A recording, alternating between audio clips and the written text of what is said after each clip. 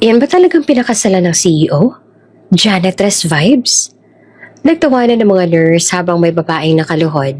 Nagkuskos ng sahig ng CR. Sayang si Sir Nolan, nag-level down. Buti na lang may bago siyang classy wife ngayon. Pinilit niyang hindi tumingin na kayuko. Punit-punit ang puso niya pero kailangan manatiling patay. Sa mata ng mundo, uy, kamukha mo yung unang asawa niya na nasunog. Sana totoo ang patay na yon para hindi na nakakahiya sa pamilya nila. Nalaglag ang timba. Tumayo siya at nanginginig. Sa likod, dumating ang convoy. CEO Nolan walked in at napahinto. At nagtagpo ang mga mata nila. Elara? Buhay ka?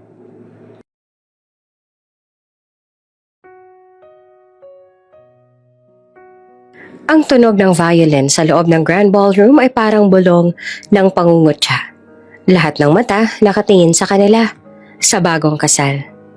Si Nolan Estrella ay batang CEO ng Estrella Group.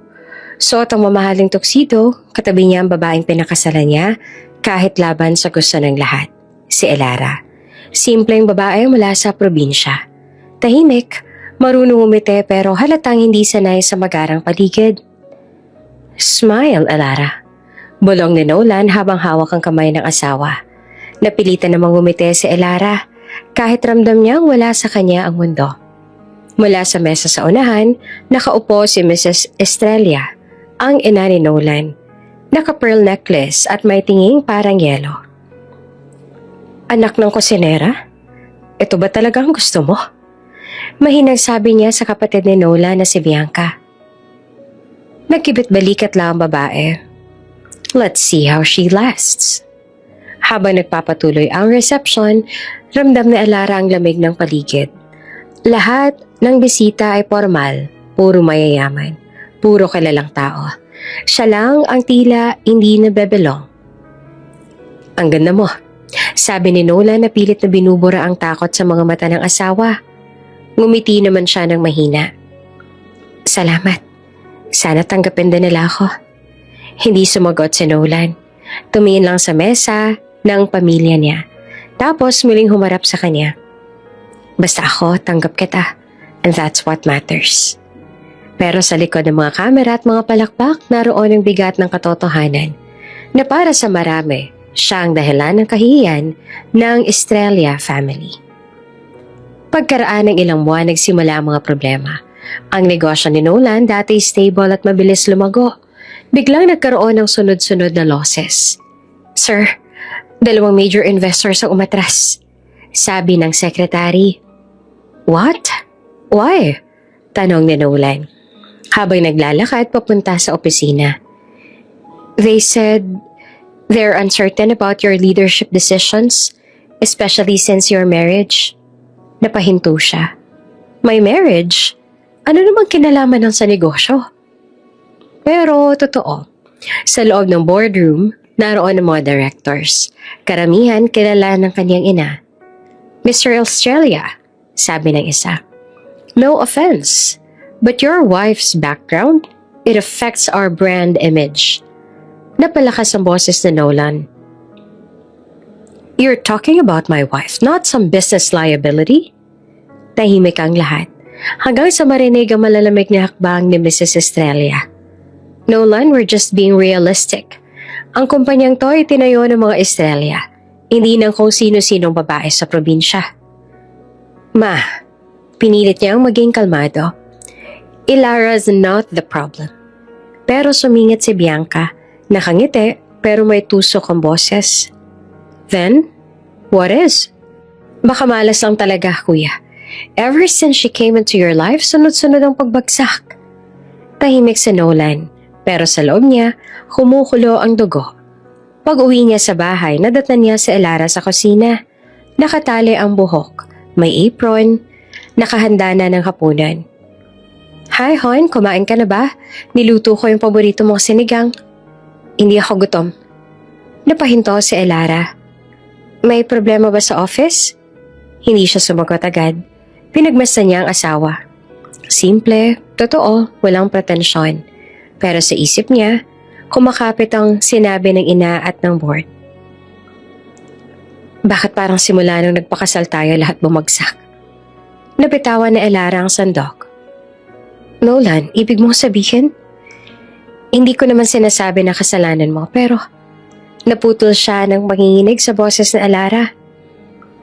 Pero naramdaman ko, tuwing tinitingnan ako ng nanay mo parang gusto niyang mawala ako. Ginawa ko naman lahat para makuha ang loob nila. Lumapit si Nolan, hinawakan ng kamay ng asawa. I know, I'm sorry. I'm just tired. Tahimik, katanging tunog ng ulan sa labas ang naririnig. Kinabukasan, habang naglilinis si Elara sa maliit na lang bahay, nag-vibrate ang cellphone niya. Tumatawag ang kapitbahay. Ospital. Hello? Ano po nangyari? Ang nanay mo inatake sa puso. Dalian mo. Nalaglag ang hawak niyang baso. Agad siyang tumakbo. Bitbit ang bag, hindi man nakapagpaalam kay Nolan na nasa meeting noon. Sa ospital, halos mawalan siya ng hininga nang makita ang ina sa emergency room. Nakakabit na sa oxygen. Putlang-putla. Nay, eto na ako. Please, gumising ka na. Lumapit ang doktor. Ma'am, kailangan natin siyang ma-confine. Pero critical condition. Kailangan ng tests and procedures agad. Magkano po, Doc? Mga 200 hanggang 300,000 po ang initial deposit. Nanginginig ang kamay ni Elara. Pero Doc, wala po akong ganong kalaking pera. Tiningnan siya ng doktor na may awa sa mata. Kailangan natin magdesisyon agad. Umiiyak siya habang hinahaplos ang kamay ng ina. Nay, anong gagawin ko? Sana nandito si Nolan? Lumipas ang ilang oras, tumawag siya sa asawa. Pero paulit-ulit lang ang automated voice. The number you have dialed is out of coverage area. Lalong bumigat ang dibdib niya. Tumingin siya sa kawalan. Nagdarasal. Diyos ko, tulungan niyo ako. Wala akong ibang matatakbuhan. Habang hawak ang kamay ng ina, tumulaw ang mga luha na Elara. At sa labas ng kwarto, dumaan ang 2 nurse na nag-uusap. Yan ba yung asawa ng CEO? Sayang ano? Ang ganda sana pero mukhang problemado. Malas nga daw yun siya. Kaya bumagsak yung kumpanya ng asawa. Tumawa sila. Mahinang bulong pero sapat para marinig na Elara. Pinilit niyang huwag umiyak. Pero nang bumalik siya sa loob, tuluyan ang bumigay ang luha niya. Hinaplos niya ang mukha ng ina, tsaka bumulong. Kakayanin natin to, Nay. Kahit mag-isa lang ako. At sa unang pagkakataon, naramdaman niyang totoo pala ang salitang kinasgusok laman. Hindi lang ng pamilya ng asawa niya, kundi ng mismo mundong ginagalawan nila. Si Elara ay umiiyak sa ospital habang patuloy ang tunog ng monitor ng inang halos mawala na. Malakas ang amoy ng alkohol sa ospital. Ilang araw na hindi umuuwi si Elara. Nakaupo sa gilid ng kama ng ina, nakapikit pero gising. May mga papel sa tabi niya, medical bills, lab results, at ang nakasulat na for open heart surgery. Ma'am, sabi ng nurse na lumapit ng maingat, kailangan po talaga ng operation. Kung mag-delay pa, baka hindi na kayanin ni nanay. Napaikot ang siya ni Elara sa kaba. Magkano po ulit ang kakailanganin? Almost 1 million po. 1 milyong piso. Parang dagundong ng kulog sa tenga niya. Hinawakan niya ang kamay ng ina. Malamig, mahina. Nay, kakayanin ko to. Promise, gagawa ko ng paraan. Kinabukasan, dala ang payong at envelope ng mga resibo, pumunta si Elara sa Estrella Mansion. Pagbukas ng gate, sinalubong siya ng mga guard at tingin na parang hindi siya kalala. Ma'am, may appointment po ba kayo? Sabihin mo kay Mrs. Estrella, asawa ko ni Nolan. Tahimik ang tanod. Kinumutan siya ng tingin mula ulo hanggang paa. Parang hindi siya makapaniwala. Pagkaraan ng ilang minuto ay pinapasok siya. Sa loob ng mansyon, tila ibang mundo. Malamig ang aircon, amoy mamahaling pabango. May chandelier na kasing kinang ng luha na pinipigilan niyang tumulo. Nakaupo sa sala si Mrs. Estrella. Hawak ang tasa ng kape. Sa tabi niya si Bianca, naka-cross legs at naka-designer dress. Elara, Malamig na bati na matanda. Anong kailangan mo? Huminga ng malalim si Elara at naglakad papalapit. Nasa ospital po si nanay. Kailangan ng operasyon. Baka po pwedeng tulungan ninyo ako kahit utang muna. Tiningnan siya ni Mrs. Estrella mula ulo hanggang paa. Utang? Umiling siya. Elara, we are not a charity. Sumingit si Bianca. Kunwari mahinahon ng tono, pero may halong pang-aasar. Ang tapang mo rin humarap dito. Considering na ikaw ang dahilan kung bakit halos bumagsak ang kumpanya ni Kuya. Bianca, hindi totoo yan. Then why are you here begging for money? Napalunok si Elara. Ginagawa ko to para sa nanay ko. Kahit sabihin mong wala akong kwenta, may puso pa rin ako, anak. Tahimik si Mrs. Estrella. Pagkalipas ng ilang segundo, inilapag niya ang tasa ng kape. Kung gusto mo ng tulong, may paraan. Napatingin si Elara. Ano pong ibig niyong sabihin? Maglaho ka. Napatigil siya. Maglaho? Tumayo ang matanda, lumapit sa kanya. Simula nang dumating ka, puro gulo ang buhay ni Nolan. The company, the family, the name, lahat na apektuhan. Kung talagang mahal mo ang asawa mo, umalis ka. Permanently. Humakbang siya paatras at nanginginig. Hindi niyo pwedeng hilingin yon. Ngumiti si Bianca. Pwede. Kasi kaya naming bayaran ng paglaho mo. Inabot ni Mrs. Estrella ang sobre. 2 million pesos. Enough to pay for your mother's surgery and more. Kapalit, aalis ka. Hindi ka na babalik at wala kang sasabihin kay Nolan. Ever. Parang binagsakan ng mundo sa Elara. Totoo po ba to? Of course. Lahat legal. May pipirmahan kang kasunduan. Once you disappear, we'll handle the rest. Nakatitig siya sa sobre. 2 milyon. Enough para mabuhay ang nanay niya. Enough para mawala siya. Anong gusto mo?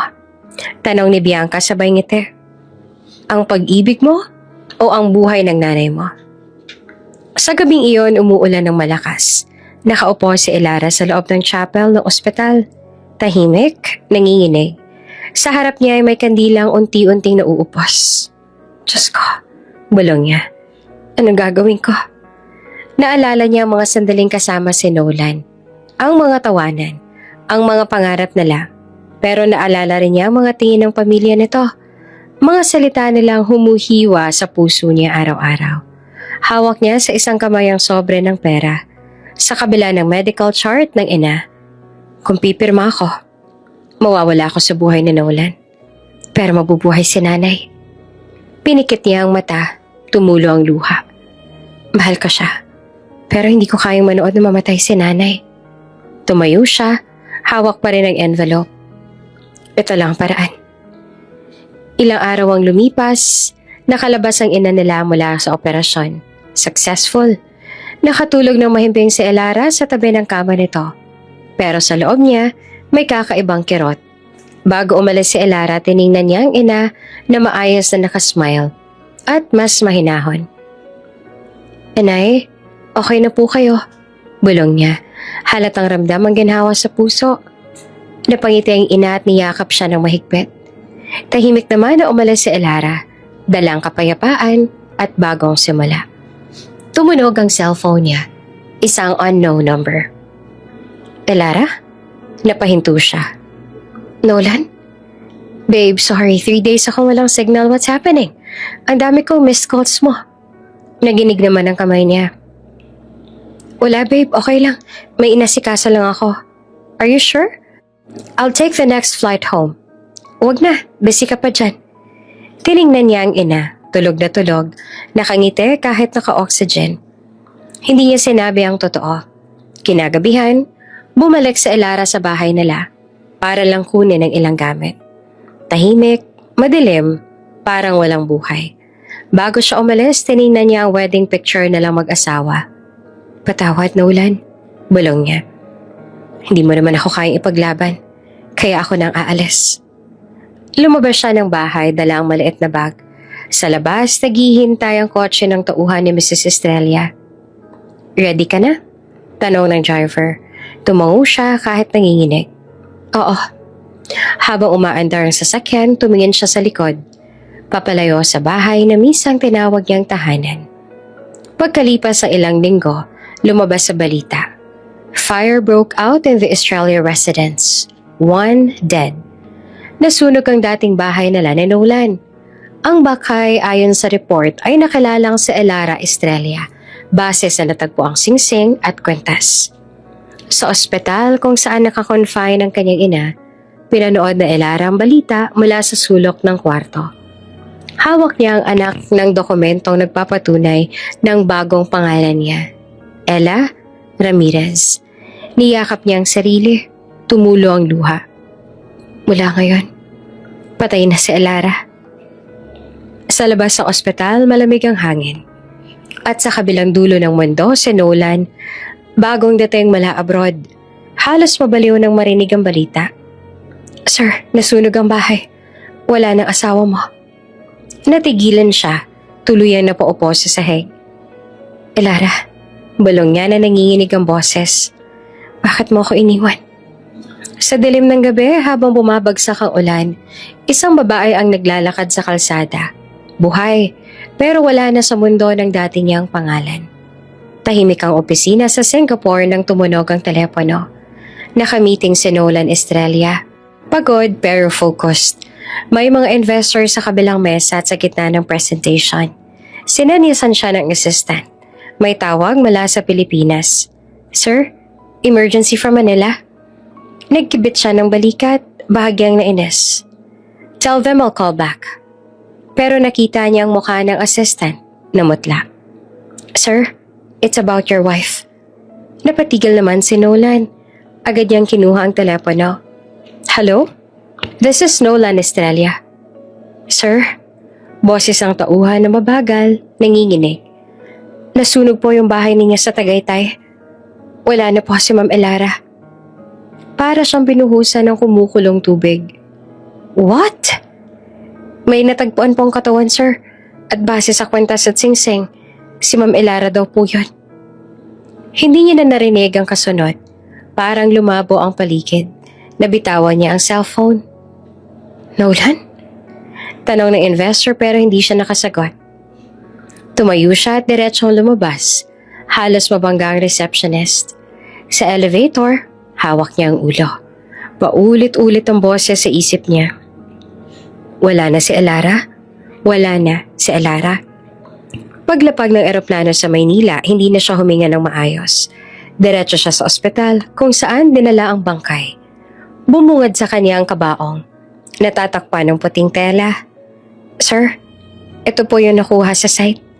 Sabi ng polis. Partial remains lang pero may mga personal items. Nilapitan niyo ni Nolan, nanginginig. Tanggalin mo yung tela. Pagangat ng tela, napahawak siya sa bibig. Hindi man makilala ang mukha, ngunit nakita niya ang maliit na silver necklace. Yung ibinigay niya sa kasal nila. Para lagi kang ligtas. Sabi niya noon kay Elara habang sinusukpit iyon. Ngayon, iyon na lang natira. Niyakap niya ang kabaong. Umiiyak. Walang pakialam sa mga nakatingin. Bakit mo ko iniwan? Bakit? Bulong niya. Akala ko kakayanan natin lahat. Sa gilid nakatingin si Mrs. Estrella. Walang emosyon sa mukha. Anak, mahinahon niyang sabi. Wala na tayong magagawa. Accept it. You have to be strong. Ma, hindi ko kaya. Huwag mo hayaang masira ka. You're the CEO now. The company needs you. Ngumisi siya na mapait. Company? Ma, asawa ko yun. Tao, hindi investment. Pero hindi na sumagot ang ina, umiling na lamang ito. Sometimes, Nolan, love makes you weak. Lumipas ang mga linggo, lahat ng tao sa paligid niya ay patuloy sa buhay. Pero si Nolan, para siyang buhay na multo. Tuwing umuulan, parang naririnig pa rin niya ang boses na Elara. Huwag mo kalimutang kumain, ha? Lagi kang overwork. Pinapanood niya ang lumang video nila. Si Elara, nasa simpleng dress, tumatawa habang kumakain ng street food. Ang arte mo kasi, puro steak. Tikman mo to. At sa video, pinilit siyang subuan ng fishball. Pareho silang tumawa. Ngayon, nakaupo siya sa sala ng malaki nilang bahay. Hawak ang tablet. Tahimik, walang tawa, walang ilara, walang buhay. Pumasok si Bianca, bitbit ang tray ng kape. Kuya, okay ka lang? Leave me alone. Kuya naman, ilang linggo ka ng ganyan. Kahit si mama nag-aalala. Hindi ko kailangan ng awa ninyo. Napatigil si Bianca, pero hindi sumuko. Kung tutuusin, baka ito na rin ang pagkakataon mo para makapag-move on.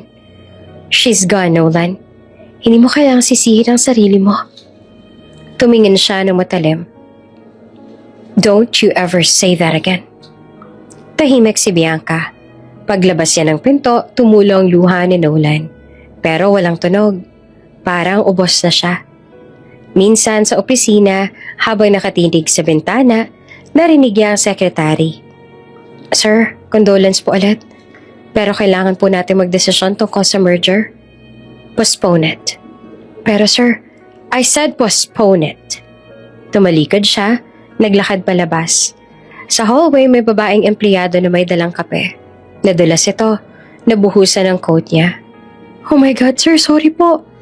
Napalakas ang boses ni Nolan. Can't you be careful? Nang makita niya ang takot sa mukha ng babae, natahimik siya. Parang si Elara, ganon din ang tingin tuwing nagagalit siya. Forget it, bulong niya. I'm sorry. Bumalik siya sa opisina. Binuksan ang drawer. Nandoon pa rin ang wedding ring nila. Hawak-hawak niya ito. Halos mapiga sa palad. Kung nasaan ka man, sana mapatawad mo ako. Sa kabilang banda ng lungsod, sa isang maliit na inuupahan, nakaupo si Elara. Buhay, naka-hoodie, nakatingin sa maliit na frame ng litrato na ni Nolan. Hawak ang tiyan. 3 linggo na mula nang umalis siya. 3 linggo na rin niyang hindi alam kung paano mabubuhay. Nang biglang maramdaman niya ang kakaibang sakit sa puson, aray, napahawak siya. Tumayo pero nahilo. Sa takot, pumunta siya sa health center. Ma'am, ilang buwan na po since your last menstruation ninyo? Tanong ng nurse. Mga 6 na linggo na siguro. Let's do a test, ha? Pagbalik ng nurse, may hawak siyang maliit na stick. Congratulations, ma'am. Napatulala siya. Congratulations? Positive po, buntis kayo. Nanginginig ang kamay ni Elara. Tumingin siya sa tiyan, tsaka napaupo. Umiiyak. Buntis ako. Hinaplos niya ang tiyan. Luhaang nakangiti. Anak. Anak ka namin ni Nolan. Kahit wala na ako sa mundo niya, hindi kita pababayaan. Lumabas siya ng klinik. Tinamaan ng araw ang mukha niya. At sa unang pagkakataon, matapos ang lahat, may dahilan ulit siyang mabuhay. Hindi bilang asawa ng CEO, kundi bilang isang ina. Habang umiiyak si Nolan sa harap ng puntod na Elara, sa kabilang bayan ay isang batang buhay ang unti-unting tumitibok sa sinapupunan ng babaeng akala ng lahat ay patay na. Mainit ang hangin sa maliit na karenderyang pinapasukan ni Ella Ramirez. Ang bagong katauhan ni Elara Estrella. Suot niya ang simpleng uniforme, kulay maroon na polo at itim na apron. May tatak na Chick Boy Express. Ella, bilisan mo dyan, may bagong order sa table 3. Sigaw ng kasamahan niyang si Joy. Oo na, girl, sagot niya habang pinupunasan ng pawis sa noo. Tulad ng dati, sanay siya sa trabaho. Pero iba ngayon, mabigat ang tiyan niya. Mahigit 7 buwan na nang nagdadalang tao. Tuwing tumatayo siya, naramdaman niya ang kirot sa likod. Ngunit tiniis niya iyon. Kailangan niya ng pera. Wala siyang pamilya. Wala siyang kakampi. Sa bawat hinga, dala niya ang bigat ng nakaraan. Ang apoy, ang pagkawala, at ang buhay na piniling itago. Pag-uwi niya sa inuupahang kwarto, halos gumuho ang tuhod niya sa pagod. Maliit lang ang lugar, isang kama, lumang electric fan at basyong kahoy na ginawang lamesa. Inilapag niya ang plastik ng tinapay, saka huminga ng malalim. Tayong 2 na lang, anak. Bulong niya habang hinahaplos ang tiyan. Hindi ko alam kung paano ko kakayanin pero kakayanin ko. Napapikit siya at sa gitna ng katahimikan, naalala niya si Nolan. Ang mga gabing magkasabay silang nagluluto. Ang tawa nito tuwing nasusunog ang ulam niya, pero agad niyang pinahid ang luha. Tama na, wala na yon. Lumipas sa mga araw, patuloy siya sa pagtatrabaho. Kahit lumalaki na ang tiyan, ayaw niyang magpahinga. Ella, dapat nagpapahinga ka na, sabi ni Joy minsan. Baka mapaala ka sa counter. Ngumiti lang siya. Wala akong choice, girl. Pag hindi ako pumasok, wala akong pambayad sa upa. Isang gabi habang nag-aayos ang sahig bago magsara ang karinderya, bigla niyang naramdaman ng matinding kirot sa puson. Napahawak siya sa tiyan. Aray, Diyos ko. Ella, okay ka lang? Sigaw ni Joy. Parang lalabas na. Tingal niyang sagot, nanginginig. Agad na tumawag ng tricycle si Joy. Sa lying in, bilis! Habang tumatakbo ang tricycle sa basang kalsada, sumisigaw si Ella sa sakit. Please, konting tiis pa. Bulong ng driver. Pero halos mawala na siya ng malay sa tindi ng kontraksyon. Pagdating sa lying in clinic, sinalubong siya ng nurse. Ma'am, ilang buwan na po? 8. Premature? Sige, iakit agad. Mabilis ang lahat. Tinanggal ang mga alahas, inangat ang laylayan ng damit. Tumulo ang pawis si Ella habang hinihingal. Ma'am, huminga po kayo ng malalim. Push! Hindi ko na kaya. Sigaw niya. Kaya mo yan, ma'am. Isa pa. Push! Habang nasa gitna ng paghihirap, tumulo ang luha niya. Sa isip niya, kung nandito lang sana si Nolan. Pero wala. Walang kamay na humahawak sa kanya. Walang boses na nagsasabing, kaya mo yan. Siya lang. Siya at ang bata. Muling sigaw ng nurse. Push na ma'am, nakikita ko na yung ulo. Isang malakas na sigaw. Isang huling pagbuga ng lakas at narinig niya ang unang iyak ng sanggol. Congratulations ma'am, baby boy. Napahinga si Ella, nanginginig, umiiyak. Inabot sa kanya ng nurse ang maliit na sanggol. Maputla, nanginginig din sa lamig. Pinunasan nila ito at sa wakas, inilagay sa kanyang dibdib. Tahimik siyang tumingin. Ang liit-liit ng anak niya. Ang mga kamay, kasing liit ng kanyang daliri. Kahit hindi tayo tinanggap ng pamilya ng tatay mo, bulong niya na nanginginig ang tinig. Tatayo tayo. Hindi kita pababayaan. Lumipas ang ilang oras, nakahiga pa rin siya sa kama ng klinika. Sa tabi niya ay tulog ang sanggol. Lumapit ang midwife. Ma'am Ella, kamusta pong pakiramdam ninyo? Masakit pero okay lang. Magkano pong babayaran ko? Napatigil ang nurse. Ma'am, kulang po. Pwede pa yung installment. Tumango si Ella na nakangiti kahit pagod. Salamat ha. May trabaho naman po ako, babalikan ko kayo. Habang papalabas ang klinika, makalipas ang ilang araw, bitbit niya ang anak, balot sa lumang kumot. Umulan ng mahina pero hindi siya nagreklamo. Para sa kanya, bawat patak ay ulan ng paalala. Buhay pa siya, may dahilan pa para lumaban. Sa bagong tirahan, isang maliit na kwarto sa tabi ng laundry shop, natutulog siya sa sahig na may manipis na foam. Katabi ang anak. Tinawag niya itong si Liam. Galing sa Elara at Nolan. Liam Estrella. Bulong niya. Siya kang umiti na mapait. Hindi pwede. Ramirez. Liam Ramirez. Tinignan niya ang anak na mahimbing na natutulog. Pasensya ka na ha, anak. Hindi mo muna makikilala ang tatay mo. Pero ipapangako ko, lalaki kang mabuting tao. Kahit walang yaman. Pagkalipas ng ilang buwan, bumalik siya sa trabaho. Dala ang baby sa likod sa tuwing walang magbabantay. Ella, ang cute ni baby mo.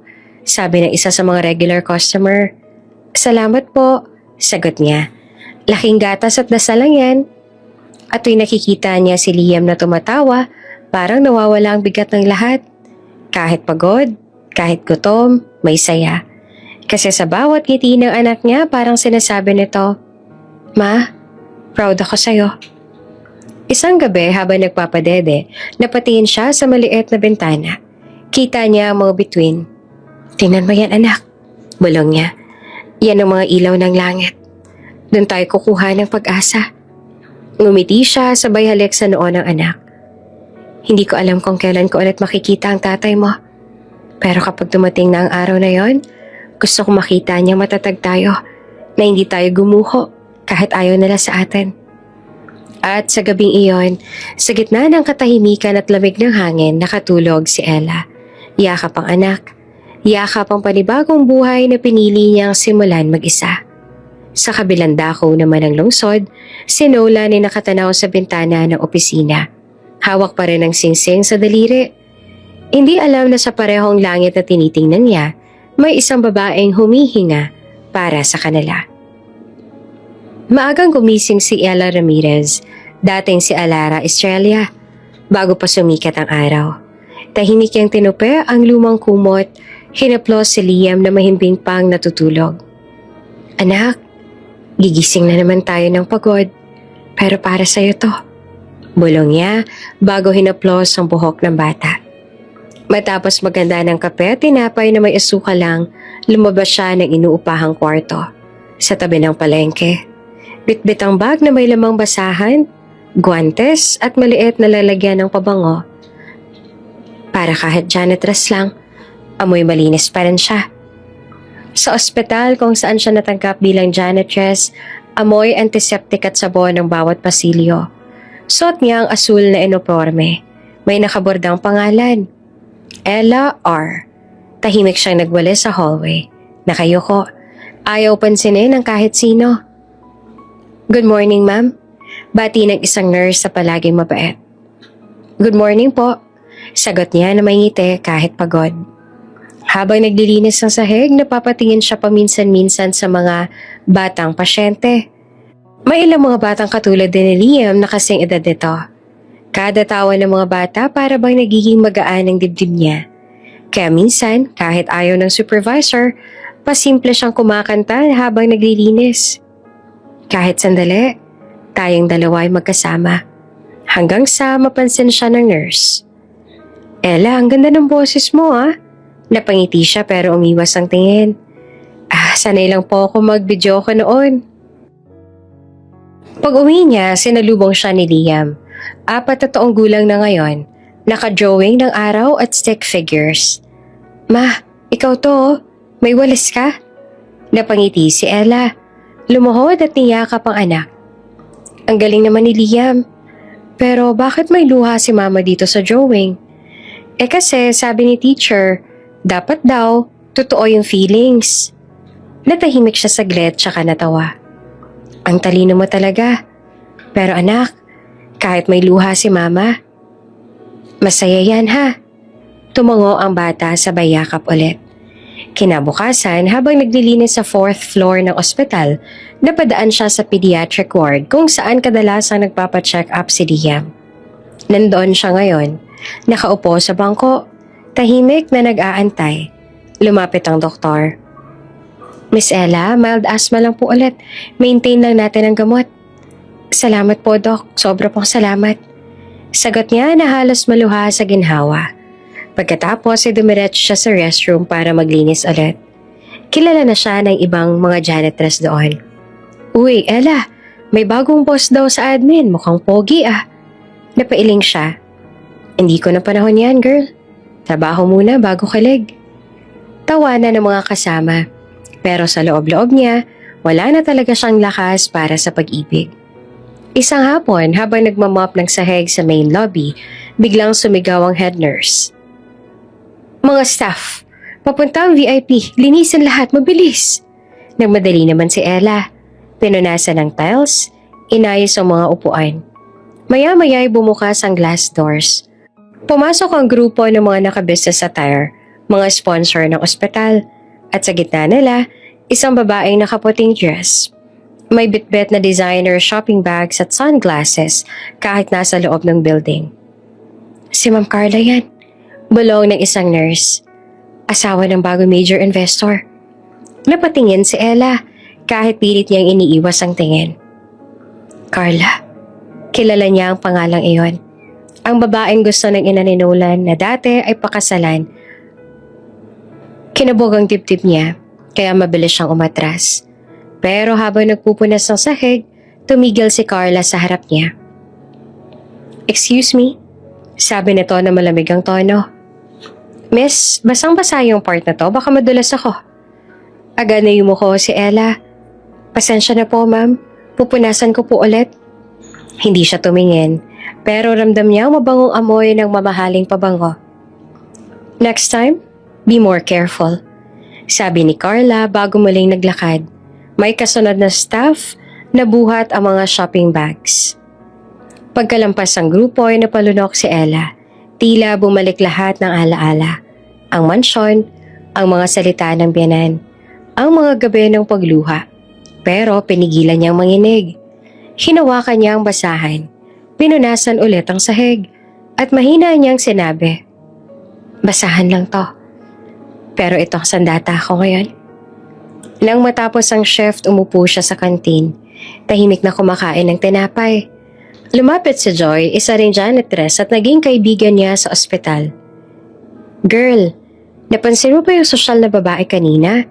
Grabe no, ang daming bitbit. Pa-Dubai pa raw next week." Napatawa si Ella ng pilit. "Oo nga, iba talaga pag may pera." "Pero ikaw din, Ella," sabi ni Joy. "Iba rin ang tibay mo. Kung ako yan, baka sumuko na ako." Ngumiti siya kahit may luha na sa gilid ng mata. "Hindi ako pwedeng sumuko. May batang umaasa sa akin." Pag-uwi, nadatan niyang tulog si Liam. Yakap ang stuffed toy na binili niya sa ukay. Umupo siya sa gilid ng kama. Hinaplos ang pisngi nito. "Anak," bulong niya.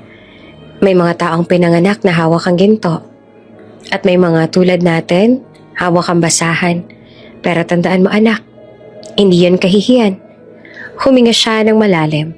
Tumingin sa bintana kung saan kita ang mga ilaw ng syudad. Basta marangal ang pinaghirapan, mas may halaga yan kesa sa kahit anong alahas. Kinabukasan habang naglilinis ulit sa lobby, narinig niya ang mga nurse na nagbubulungan. "Si Ma'am Carla, pa-Dubai trip na raw next week. Shopping galore." Napatingin si Ella sa pinto ng ospital at sa isang iglap dumaan si Carla. Nakataas ang kamay na may suot na malaking engagement ring. May kasamang lalaki.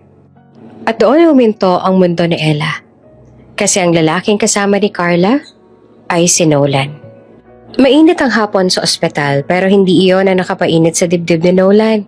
Pumasok siya sa lobby. May hawak na folder ng medical reports. Nakasuot ng crisp white shirt at itim na pantalon. CEO mode sa bawat galaw. Ngunit sa sandaling napadaan siya sa hallway, naputol ang kanyang lakad. Tahimik siya nakatayo. Ang tingin ay nakadikit sa isang janitress na nagwawalis ng sahig. Sa simula, simpleng tingin lang. Parehong postura. Parehong lakad, pero habang lumalapit siya, ramdam niya ang kilabot sa bawat galaw. Hindi pwede. Patay na siya. Bumulong siya sa sarili. Nanginginig ang boses. Ngunit kahit iniisip niya yon, tumulo ang luha sa mata niya. Parehong buhok, parehong mata, parehong galaw ng katawan ni Alara. Ang babaeng iniwan niya sa apoy. Ang babaeng pinaniwala niyang patay na. Si Ella, napansin na siya ni Nolan at agad na umiling. Hindi pwedeng makita niya ako. Bulong niya sa sarili habang dahan-dahan nagtatago sa likod ng cleaning cart. Ang puso niya ay tila gustong sumabog. Bawat hinga ni Nolan, bawat hakbang ay parang nagbabalik ng alaala. Ang mga gabi nila, ang mga tawa, ang mga simpleng hapunan. Si Ella hindi niya kayang lumabas at harapin ng lalaking matagal niyang minahal. Hindi ka pwedeng makita. Hindi ngayon. Bulong niya na nanginginig, hawak ang basahan sa kamay. Si Nolan hindi naman makapaniwala sa sarili. Alara? Ngunit habang nakatingin siya kanina sa janitress ay nagduda siya. Sigurado ba ako? Totoo ba ito? Napansin niya ang parehong galaw, parehong posture, at ang kakaibang kilay na dati niyang minahal. Pero bakit siya nagdududa? Parang ilusyon lang ito. Isang multo ng nakaraan. Si Ella nakatago sa cubicle, patuloy na humihinga ng malalim. Nakikita niya ang bawat galaw ni Nolan mula sa pagitan ng cleaning cart at cubicle wall. Ang damdamin niya ay halo-halo, takot, galit at lungkot. Kung makikita niya ako, baka mawala na lahat. Bulong niya sa sarili. Pero si Nolan para bang pinipilit maunawaan ang nakikita. Pumasok siya sa kanyang opisina at hindi makagalaw. Ang mundo niya, opisina, boardroom, yaman, nawala ng saysay sa sandaling iyon. Isang damdamin ang pumuno sa puso niya. Buhay siya, buhay siya. Bakit? Bakit hindi mo sinabi na buhay ka? Bulong niya sa sarili. Hindi niya na kayang lumapit ng diretsyo. Natatakot siyang mali ang nakikita niya. Para bang kung aabutin niya siya, mawawala lahat ng lumang alaala sa isang iglap. Si Ella, habang nakatago ay pinunasan ng pawis sa noo. Tinatanggap na kahit matagal siyang nagtago, may lalaking hindi basta-bastang mawawala sa puso niya. Hindi pa siya pwede. Hindi ngayon. Bulong niya na nanginginig. Ngunit ramdam niya ang titig ni Nolan kanina. Puno ng tanong at damdamin na hindi niya inaasahan. Si Liam, 4 years old na ngayon, naglalaro sa tabi at nakangiti habang nag-aantay kay Ella na matapos ang kanyang trabaho. At nang makauwi na siya sa kanilang bahay, "Ma, kain na tayo!" Sigaw ng bata. Si Ella naman ay nakatingin sa kanya, napangiti. Ang batang iyon ang dahilan kung bakit kailangan niya magtago at ang dahilan kung bakit siya kailangang maging matatag. Hindi niya alam kung anong mangyayari sa kanila. Ngunit alam niya na ang buhay niya at ang buhay ng anak niya ay ngayong nakataya sa pagkikita nilang dalawa. Hindi naman mapakali si Nolan buong gabi. Paulit-ulit sa isip niya ang eksena sa ospital. Yung babae sa hallway na halos kapareho na Elara. Same height, same eyes. Same way of walking. Pero paano mangyayari yon kung 4 na taon na siyang patay? Tumayo siya mula sa kama. Tiningnan si Carla na mahimbing na natutulog sa tabi. Gusto niyang matahimik. Pero sa halip lalo siyang nababagabag. Kinuha niya ang susi ng kotse at bago pa siya makaisip ng matino, nasa daan na siya pabalik ng ospital. Pagdating doon, maaga pa sa 7:00 lang ng umaga, tahimik pa ang lobby, kakaunti pa lang ang tao. Lumapit siya sa front desk. "Good morning, sir. May kailangan po ba kayo?" Bati ng nurse. Tumikim naman si Nolan. Yes. I just wanna ask, may staff pa kayo rito na ang pangalan ay Elara Estrella?" Nagkatinginan sandali ang dalawang nurse sa likod. Wait lang po sir I-check ko po sa list." Habang nagtatype ang nurse sa computer, hindi naman mapakali si Nolan. Para bang may hinahabol ang dibdib niya. Isang pangalan na ayaw niyang bitawan kahit ilang taon na ang lumipas. Pagbalik ng nurse, marahang umiling ito. "Ay sir, wala pong staff dito na may ganyang pangalan. Sure po ba kayo na dito siya nagtatrabaho?" Napakunot ang noo ni Nolan. "Yeah, hindi ko sigurado. Baka data lang or baka ibang department?" Sige po sir Check ko po sa cleaning at maintenance list. Kasi minsan yung mga janitorial staff, ibang agency ho Nag-scroll pa ito saglit bago tumigil. "Sir, meron lang isang name na medyo kapareho. Ella Ramirez ho. Cleaning staff sa 3rd floor. Baka siya po yung tinutukoy ninyo?" Natigilan naman si Nolan. Ella Ramirez? Magkaibang pangalan. Pero parang may bigat. Parang sinadya. "Pwede ko bang makita kung ano itsura niya?" Nag-atubiling umiti ang nurse. Sir, confidential pong employee records pero may directory kami dito sa staff board. Sa hallway po, papunta sa admin office, may mga picture po mga janitors sa nurses." "Salamat." Tahimik siyang naglakad papunta sa corridor. Isa-isang pinasadahan ng mata ang mga ID photos sa bulletin board. Mga ngiti ng mga ordinaryong tao. Pagod, pero totoo. At sa dulo, nakita niya. Ella Ramirez, cleaning staff.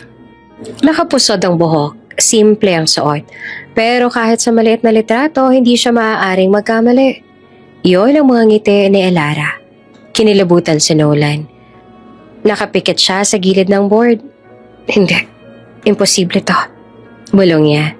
Bumalik sa isip niya ang huling gabi bago ang sunog. Yung halik ni Elara sa kanya bago siya lumipad papuntang Singapore. Yung mga huling salitang sinabi ng asawa niya. Mag-iingat ka ha. Pagbalik mo, buo na tayo ulit. Hindi na siya nakabalik at pag-uwi niya, abo na lang daw ang natira. Ngayon, he's staring at her face again, alive, smiling, using another name. Naglakad siya papunta sa CR kung saan niya unang nakita ang janitress na iyon. Tahimik ang paligid, wala ni isang tao. Bumukas ang pinto.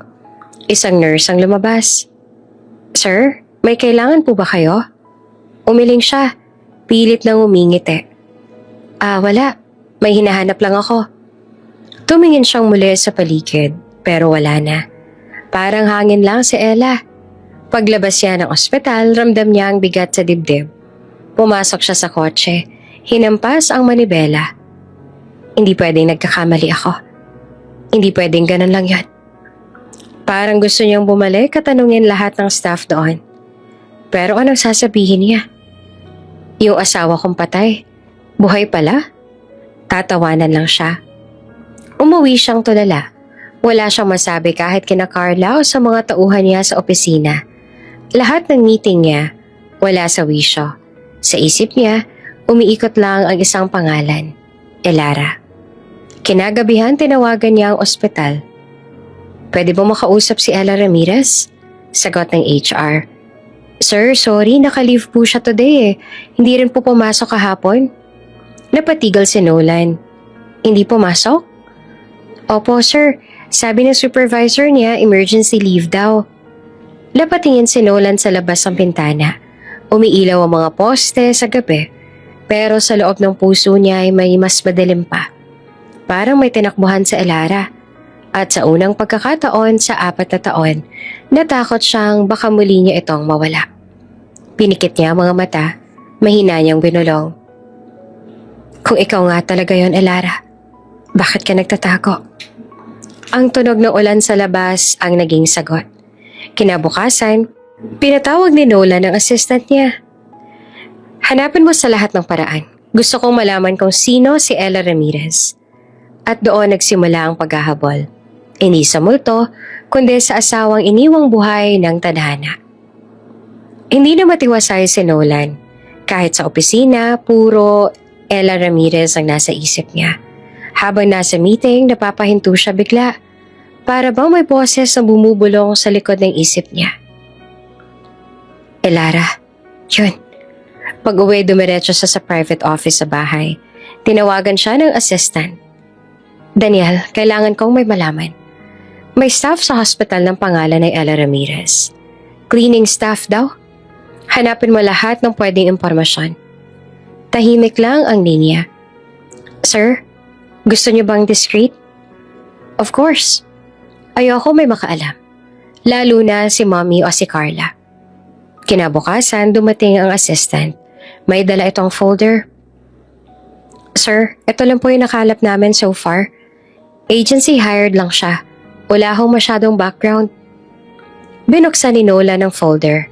Simpleng form lang ang laman. Pangalan, edad, address. Ella Ramirez, 26 years old. Address, Santa Lucia Compound, Building C. Walang family listed. Walang emergency contact. Walang picture maliban sa ID shot. Check mo ang CCTV ng hospital. Lahat ng araw na pumasok siya. Gusto ko lang makita. Nagpa-access si Nolan gamit ang kakilala sa management board ng ospital. Ilang oras lang, nakaupo na siya sa harap ng computer screen. Fast forward, rewind, pause. Paulit-ulit niyang pinapanood. At ayun, sa isang clip nakita niya si Ella. Bitbit ang mop at timba, palabas ng banyo. Yumuko ito, pinunasan ng sahig. Tapos ay tumingin saglit sa hallway. Ang titig na iyon ay malambot pero may lungkot. Yon ang titig ni Elara. Napakapit si Nolan sa mesa. Parang gusto niyang pasigawan ng monitor. Sabihin mo na kasi kung ikaw yan. Pero sa ibang frame biglang nawala si Ella. Wala sa records. Kinabukasan, parang wala. Tinawagan niya ulit si Daniel. Sir, chinecheck na rin namin yung agency pero sabi nila, temporary lang daw yung mga staff na pinapadala nila. At sir, anong at? Yung address po niya, fake. Wala pong ganung building sa Santa Lucia compound. Tahimik si Nolan. Ilang segundo siya bago nakasagot. Okay, hanapin mo pa rin. May paraan yan. Kinabukasan, pumunta siya mismo sa ospital. Ayaw niya nang maghintay. Pagdating niya, nilapitan niya ang head nurse. Hi, I'm looking for one of your staff, Ella Ramirez. She worked here. Cleaning department. Yes sir, pero nag-resign na po siya last week. Hindi na bumalik eh. Bakit po? Ay, hindi bale. Mabilis niyang sagot. May naiwan ba siyang file o record? Sir, confidential po, pero kung may incident report, baka meron sa HR. Dumiretso siya sa HR department. Habang naghihintay, parang mabigat ang hangin sa dibdib niya. Bakit ka nagtatago, Elara? May lumabas na staff na may hawak na lumang brown folder. Sir, ito lang po yung naiwan. Old record kasi hindi pa na-archive. Binuksan ni Nolan. Simpleng log sheet, mga dates, oras ng duty at ilang perma. Pero may isang papel na naipit sa likod. Isang old medical referral form. Nakakunot ang noon ni Nolan habang binabasa. Patient, Ella Ramirez. Purpose, pediatric check-up, 4 years old, male. Nabura ang lahat ng ingay sa paligid. Tumingin siya sa date. 2 buwan bago niya unang makita si Ella sa hallway. May bata. Kumalabog ang puso niya. May anak siya. Mahina niyang bulong. Muling bumalik sa isip niya ang gabing nasunog ang bahay nila ni Elara. Kung si Ella ay si Elara, ibig sabihin, tumayo siya at nanginginig ang kamay. Pwede ka ba makita yung CCTV ng araw na yan? Yung pumunta siya rito para sa check-up? Umiling ang staff. Sir, luma na po, na-overwrite na siguro. Napahawak siya sa ulo. Tila binabayo ng katotohanan. Habang nakaupo, paulit-ulit lang sa isip niya ang image ng isang babaeng may hawak na bata. At ang pangalan, Ella Ramirez. Pag-uwi niya, sinubukan niyang itulog. Pero sa bawat pikit ng mata, si Elara ang nakikita niya. May bitbit na maliit na kamay, may ngiti sa labi, buhay. Kinabukasan, nagpa siyang kumilos. Tinawagan niya si Daniel. Daniel, last favor. I want all records sa mga pediatric appointments itong nakaraang buwan. Hanapin mo kung may dumating na babae. Around mid-20s, may kasamang batang lalaki. Copy, sir. Habang naglalakad si Nolan sa veranda ng opisina, napatingin siya sa langit. Ang hangin malamig, pero ang dibdib niya mainit, mabigat. Sa unang pagkakataon, naramdaman niyang malapit na siya sa katotohanan. Isang katotohanang ilang taon niyang inilibing kasama ng abo ng asawa niya. Bumulong siya, halos pabulong sa sarili. Kung anak yun ni Elara, huminto siya at huminga ng malalim. Ibig sabihin, anak ko yun. At doon siya napaupo, nanlambot, habang pumapatak ang luha sa kanyang kamay. Sa sulok ng desk na iwan ang lumang form na may malinaw na sulat kamay. Mother's signature, Ella R. At sa ilalim noon may bakas ang luha na tumama sa tenta.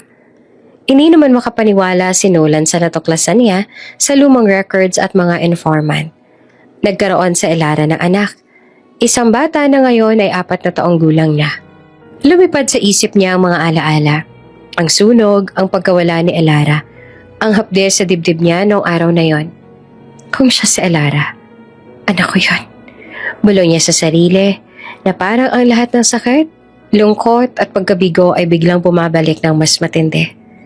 Habang pinipilit niyang pag-isipan ng susunod na hakbang, biglang lumapit si Carla, ang bago niyang asawa. Good morning, Nolan. Bakit parang distracted ka? Tumangulang siya, pilit na ngumingiti. Carla, hindi to tungkol sa'yo. Pero may mga bagong impormasyon lang na kailangan kong ayusin sa isip ko. Information? Singhal niya na may halong galit at sama ng loob. Tungkol sa janitress na nakita mo sa ospital. Si Ella Ramirez? Tumigil si Nolan sa paglalakad at tumigil sa kanya. Hindi mo ba naiintindihan? Hindi ko siya basta nakikita lang. May anak pala siya, Carla. Anak niya. Napatingin si Carla at halatang hindi makapaniwala. Bakit ba obsessed ka sa janitress na yan? Seryoso ka ba, Nolan? Hindi ito obsession. Sigaw niya na halos, buhay to. Kung buhay siya, may anak siya. Posibleng anak ko. Oops! May break muna. Gusto mo bang ma-shoutout dito sa channel ni Ate Jane? Mag-comment lang ng lesson you learned from the latest story uploaded. Dahil pipili kami ng isang best comment of the day para i-shoutout sa susunod na upload. Kaya huwag kalimutang mag-iwan ng lesson you learned after you watch this video. Maraming salamat! Shoutout nga pala kina Alma Tungpala na nakikinig mula sa Hong Kong, Salome Reynon from Las Piñas, at Estela A. Mora from Tagbilaran, Bohol. Sa ating mga taga-subaybay, paki-comment naman po kung mula saan nyo pinapakinggan ang mga kwento ni Ate Jane para ma-shoutout ko kayo sa susunod pa nating mga kwento. Maraming salamat sa pakikinig.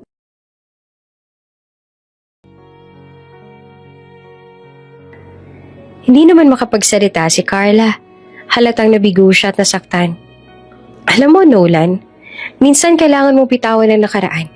Hindi mo pwedeng sirain ang buhay natin ngayon. Napahinga si Nolan, bahagyang nanginginig. Hindi ko kayang bitawan ang nakaraan. Kung may tao akong kailangang protektahan. May bata, may asawa. May asawa ka na ngayon. Ako. Singal ni Carla na halos umiiyak. Alam ko. Pero hindi ko rin kayang sirain ang bata na yon dahil sa takot ko sa nakaraan. Tahimik lang si Carla, tumalikod at iniwan siya nag-iisa sa opisina.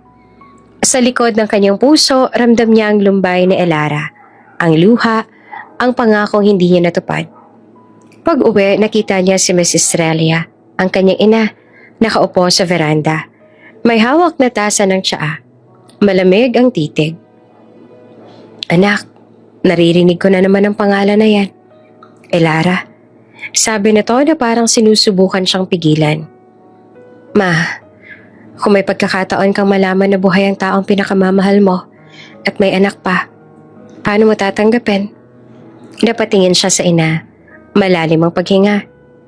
Anak, kailangan mong magpakalakas. May buhay ka ngayon. May pamilya ka. Huwag ka nang bumalik sa nakaraan. Pangaral pa ni Mrs. Estrella.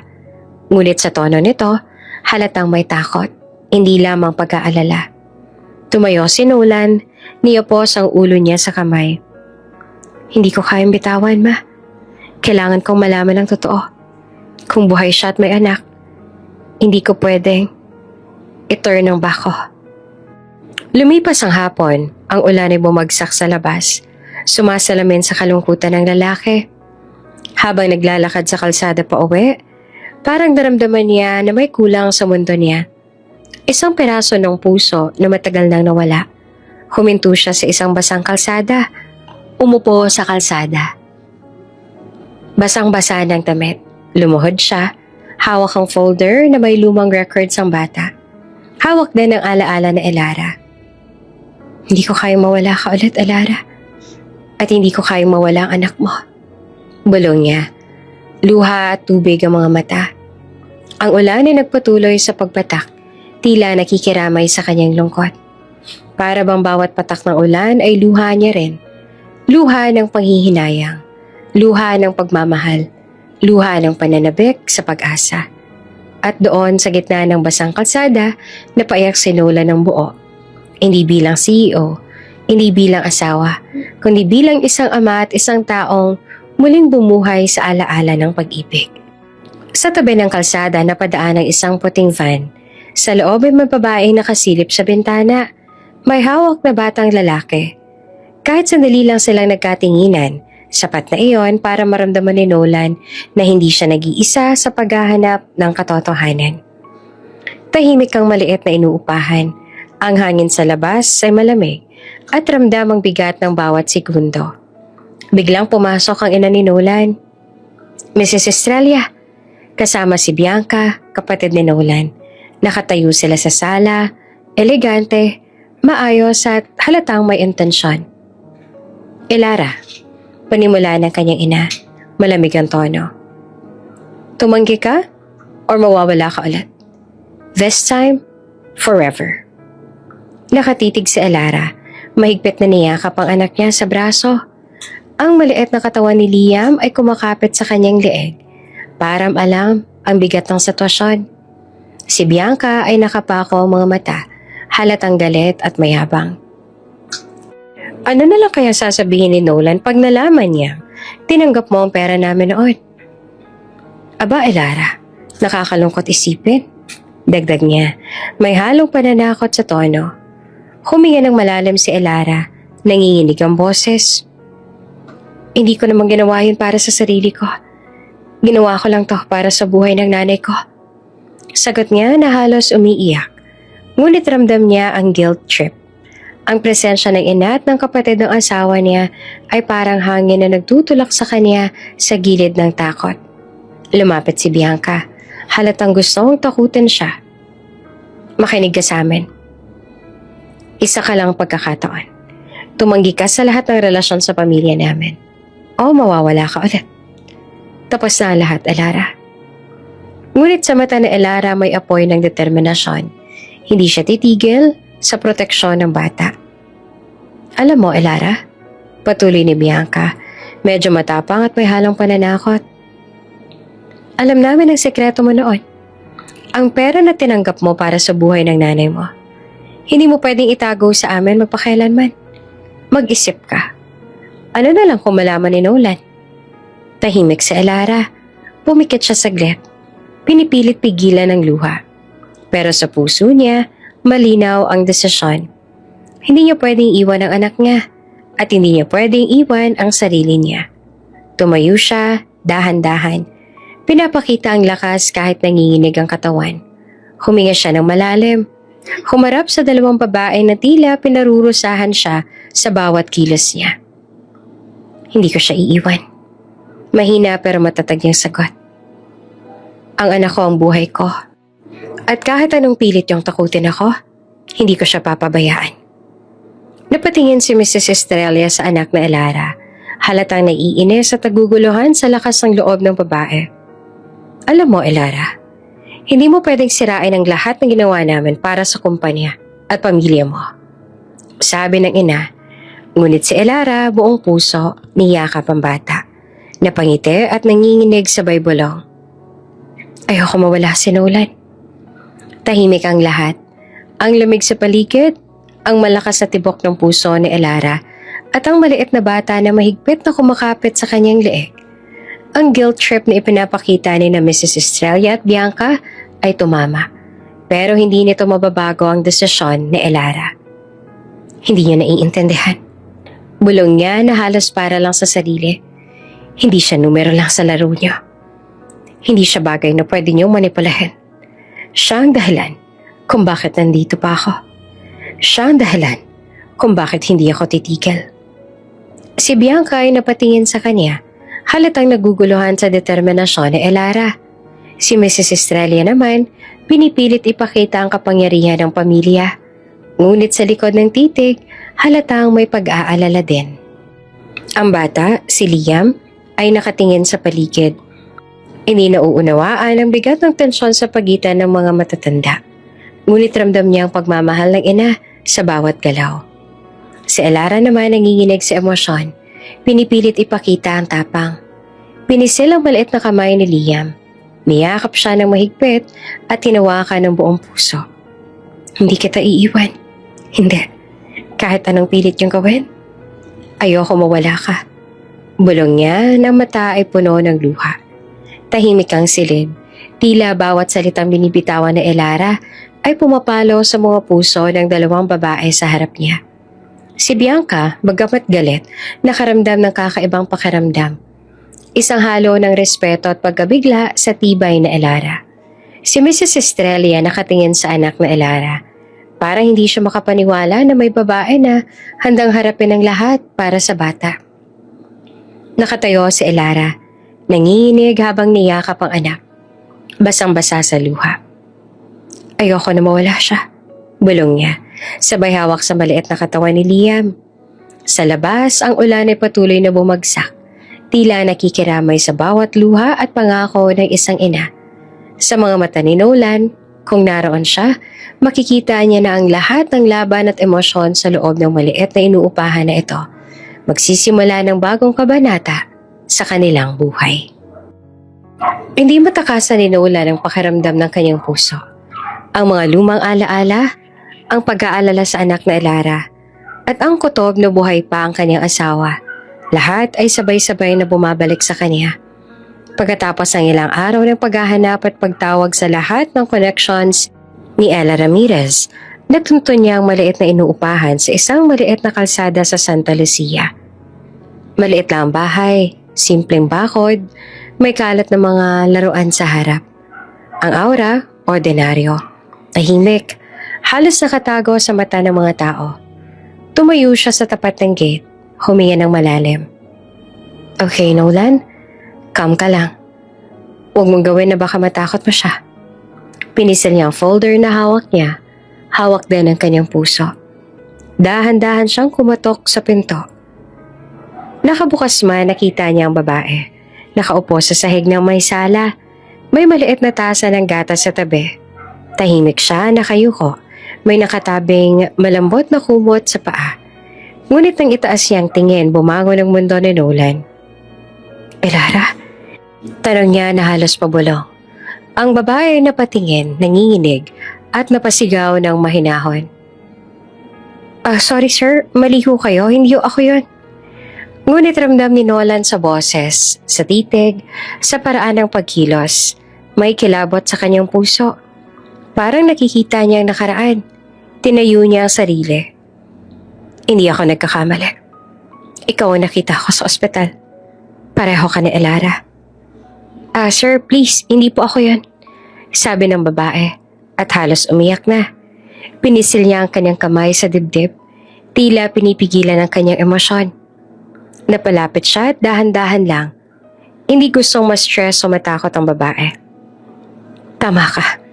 Hindi ko pwedeng ipilit ang mga bagay na ayaw mo na. Pero kailangan ko lang malaman dahil buhay ka at may anak ka. Napalingon ang babae sa tabi, sa isang maliit na kama. May nakahiga at mahimbing sa tulog. Isang batang lalaki, halos 4 na taon ang edad. Ang puso ni Nolan ay mabilis sa ritmo. Hindi pwede. Bulong niya sa sarili. Ella? Nanginginig ang kamay ng babae. Pinunasan niya ang luha na tumutulo sa kanyang pisngi. Sir, hindi ko pwede. Hindi to para sa'yo. Hindi mo iintindihan. Mahina ang sabi niya. Ngunit sa kabila ng pagtanggi, hindi niya mapigilan ang lumapit sa kanya. Kahit ilang taon na ang lumipas, ramdam pa rin ni Nolan ang init ng nakaraan ni Elara sa bawat galaw.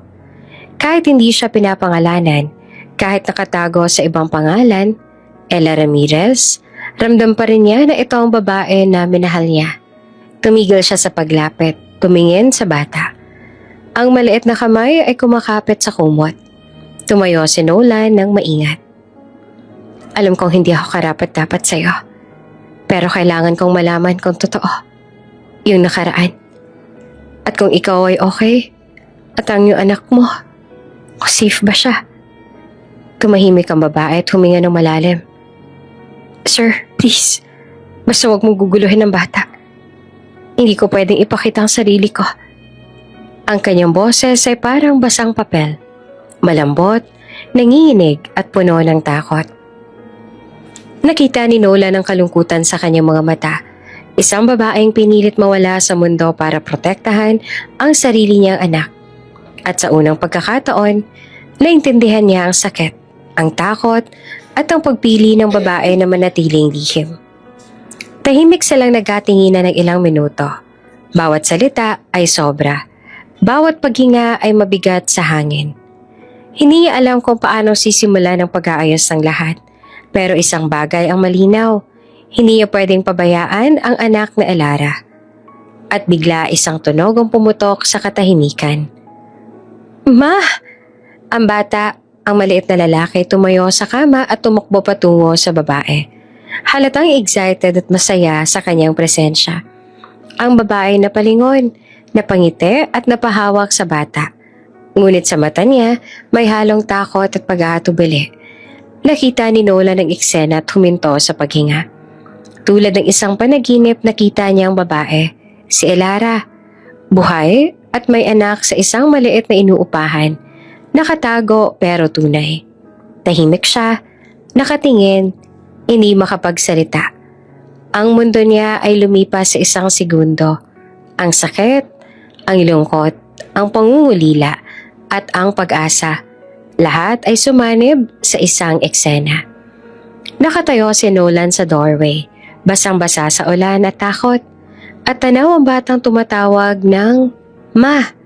Hindi niya alam kung sisimulan ba niyang lapitan o kung maghihintay pa. Alam lang ng lahat ay magsisimulang magbago sa sandaling iyon. Tahimik ang boardroom. Ang lamig ng aircon at ang ingay ng mga typical na business chatter ay biglang naputol nang bumagsak si Nolan sa kanyang upuan. Sir Nolan? Sigaw ng assistant. Mabilis na lumapit. Hindi naman makapagsalita si Nolan. Halos hindi siya makahinga. Ang mga kamay niya ay nanginginig habang biglang nanlumo ang katawan. Dinala siya agad sa ICU. Nakahiga sa puting kama. Mga electrodes at tubes na nakadikit sa katawan niya. Ang emergency team ay abala. Halos bumigat ang oras sa bawat segundo. Habang nakahiga, hawak ni Nolan ang kamay niya. At sa isip niya, isang kakaibang pangambang bumalot sa puso niya. Ang mundo ay tila nag-iba. Hindi bilang CEO, hindi bilang asawa o anak ng Estrella family, kundi bilang isang tao na biglang naging mahina. Tumakbo si Mrs. Estrella at halatang nagpanik. Anak, ano nangyayari sa'yo? Nakatingin siya sa monitor. Halatang hindi na alam kung paano haharapin ang sitwasyon. Ang doktor may hawak na clipboard. Nagsalita ng mahinahon pero seryoso. Si Sir Nolan na-diagnose po siya with a rare blood disorder. Medical, kailangan niya ng stem cell. Ang tanging match lang ay ang biological child niya. Tahimik si Mrs. Estrella. Tila bumagsak ang mundo niya sa balita. Anak, kailangan nating hanapin agad. Huwag kayong magpahuli. Utos niya sa staff, halatang desperado. Ang mga empleyado ng ospital ay abala sa pagpaplano at pagtawag sa lahat ng posibleng contacts. Ang urgency ay halata. Bawat segundo ay mahalaga. Sa kabilang banda sa tahimik na maliit na inuupahan, hawak na Elara ang maliit na si Liam, nakaupo sa dingding, tila abala sa paglalaro ng isang laruang kotse. Biglang tumunog ang telepono niya. Hello? Saglit na nanginginig ang boses niya. Miss Estrella, nandito po kami sa ospital. May emergency po kay Sir Nolan. Kailangan namin ng biological child niya. May anak po kayo, diba? Napikit si Elara. Ang mundo ay bumaligtad sa loob ng isang segundo. Ang anak niya, ang pinakamahalaga sa kanya, ay kailangan para iligtas ang ama na si Nolan. Ang lalaki na dati niyang minahal. At sa kabila ng lahat, ang ama rin ng kanyang anak. Magkakaroon po ba siya ng problema kung hindi ko dalhin ang anak ko? Nanginginig ang tanong. Kung hindi man po, delikado po ang buhay niya. Kaya kailangan nung agad, Miss Estrella. Huminga ng malalim si Elara. Habang pinipilit kontrolin ang luha, tumingin siya kay Liam, ang maliit na mukha na puno ng kuryosidad at kalinisan ng kabataan. Liam, kailangan nating tumulong sa isang tao. Mahina niyang bulong. Ngunit sa puso niya ramdam niya ang bigat. Isang malaking hakbang na magbubukas ng muling pagtatalo at damdamin sa pagitan niya at ni Nolan. Nakita niya ang pasensya, ang tibay ng kanyang determinasyon. Kahit ilang taon na ng paghihirap at pagtatago, ngayon ay may bago ng hamon. Habang nakatingin sa bata, tumawag muli ang ospital. Mrs. Estrella, pakihanda na po ang anak ninyo. Kailangan naming dalhin siya sa ICU. Agad-agad po. Napatingin si Elara sa kanya. Niyakap ng mahigpit at napangiti. Okay, Liam, kailangan nating maging matapang ngayon. Bulong niya at parang sinasabi rin sa sarili. Ang eksenang iyon ay puno ng tensyon. Ang isang ina na handang gawin lahat para sa anak niya. at ang kaunting takot sa muling pagharap sa lalaki na minsang iniwan ng mundo sa kanya. Habang nakatayo siya sa labas ng ICU, hawak ang maliit na kamay ni Liam, ramdam niya ang bigat ng sitwasyon. Ang buhay ng lalaki, ang nakaraan, at ang posibilidad ng muling pagkikita. At sa puso niya, alam niya, hindi na ito simpleng laban. Ito ay laban ng buhay, ng pamilya, at ng puso. Tahimik ang ICU room. Ang mga makina ay tahimik na nagbubulong ng rhythm ng buhay ni Nolan. Nakaupo si Elara, hawak ang maliit na kamay ni Liam, habang pinagmamasa naman ang bawat galaw ng lalaki na matagal niya nang minahal. Dinala niya ang bata sa hospital ng ligtas sa tahimik.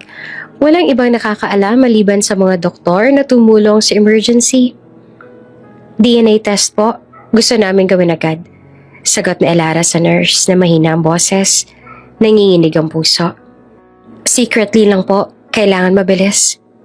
Si Nolan ay nasa state of unconsciousness, hindi alam ang lahat ng nangyayari. Ngunit ramdam niya sa katawan ng kakaibang tibok ng puso. Ang kaba-tensyon sa paligid. Ang paghinga niya ay mabigat. Ang mga doktor ay abala sa pagmumonitor ng vitals niya. Nang gumising si Nolan, unang nakita niya sa kanyang harapan ay si Elara. Hindi patay, hindi nawala. May hawak na maliit na bata. Napatingin siya. Halos hindi siya makapaniwala. Elara? Halata ang shock sa boses niya. Hindi siya makapagsalita. Ang dami ng tanong sa isip niya. At ang sakit ng nakaraan. Sabay-sabay na bumabalik. Hindi ka namatay? Hindi ka nawala? Bakit mo ako iniwan? Tanong niya na halos umaawit ang boses ng damdamin. Si Elara nanginginig. Tiningnan ng lalaki sa harap niya. Hindi mo ako ipinaglaban at hinanap. Bulong niya. Ang luha tumutulo sa pisngi. Kinailangan kong tanggapin ang pera na inoffer ng mama at kapatid mo para kay nanay. Alam kong iisipin mo na pera lang ang habol ko. Pero mas uunahin ko ang buhay ni inay. Sana mapatawad mo ako. Tahimik ang sandali. Ang hangin sa ICU ay parang humihinto. Si Nolan nakaupo sa kama, hawak ang kumot at katawan. Tila pinipilit unawain ang bawat salita. Hindi niya maintindihan kaagad ang bigat ng desisyon ni Elara, ang sakripisyo at ang dahilan ng pagkawala niya sa buhay niya. Hindi ko alam, Elara. Mabagal niyang bulong, halatang naguguluhan sa dami ng emosyon. Ngunit ramdam naman niya ang sincerity ng babae sa harap niya. Hindi ito laro. Hindi ito panloloko. Ito ay buhay, pagmamahal at sakripisyo. Dahan-dahan inilapit ni Elara ang bata. Liam, ito ang papa mo. Mahina ngunit malinaw ang boses niya. Ang maliit na lalaki ay tumingin sa kanya, kumapit sa kamay ni Elara at nakangiti nang walang pag-aalinlangan. Si Nolan tumingin sa bata at biglang bumuhos ang damdamin. Anak, bulong niya na halatang hindi makapaniwala. Ngunit sa kanyang puso, alam niya na ang babae sa harap niya ay si Elara at ito ang kanilang anak.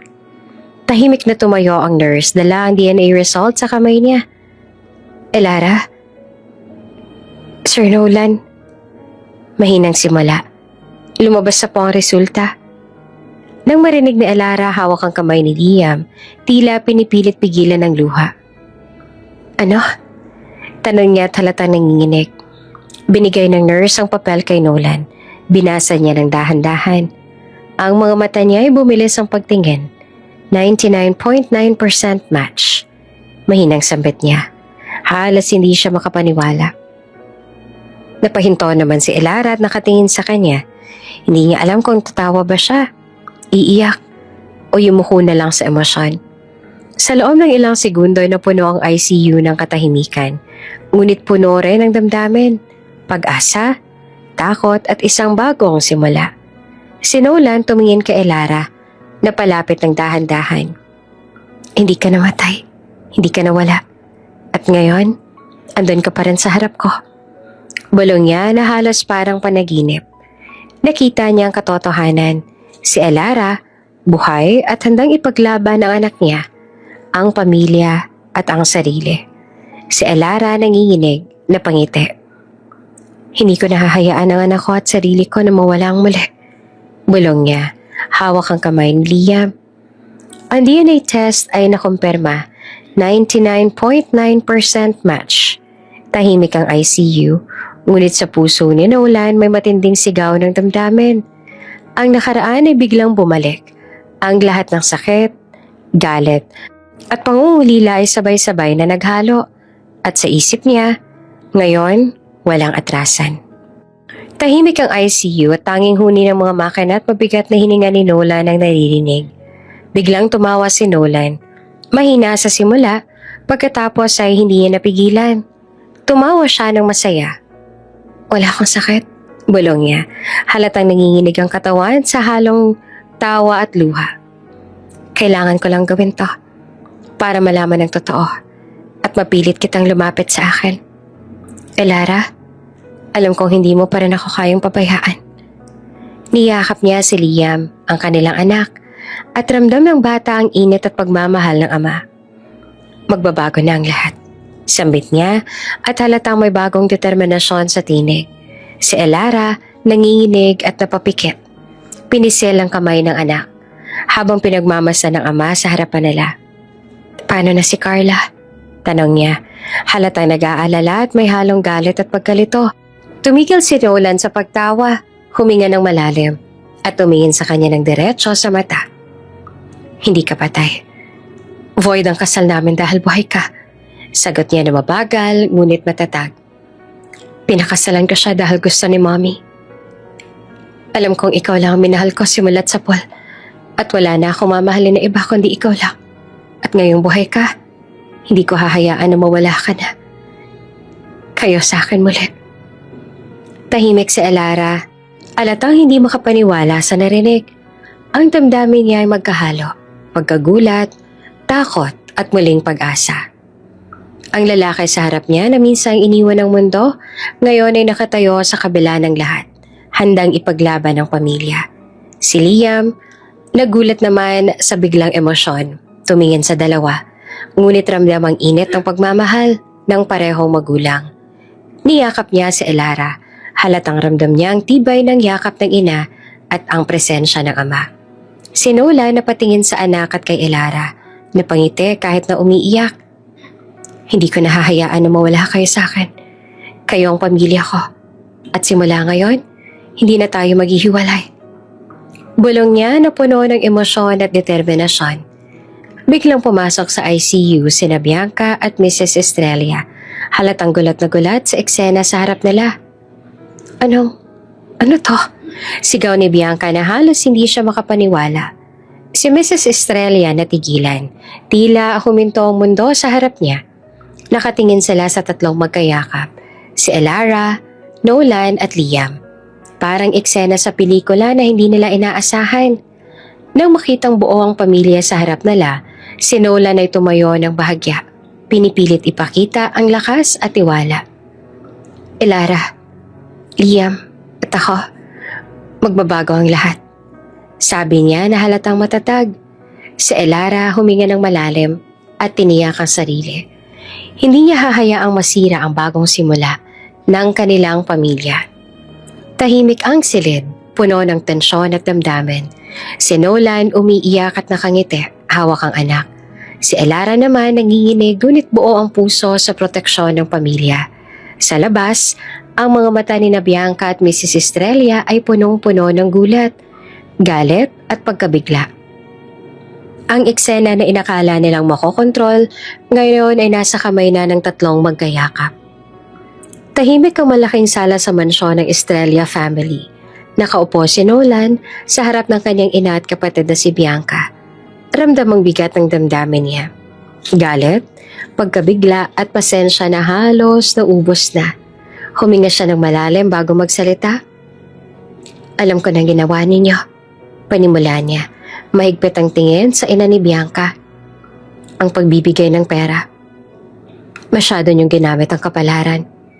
Imbes na maawa kayo sa nanay niya at sa pagsunog, pinalabas ninyong patay na si Elara, Mom.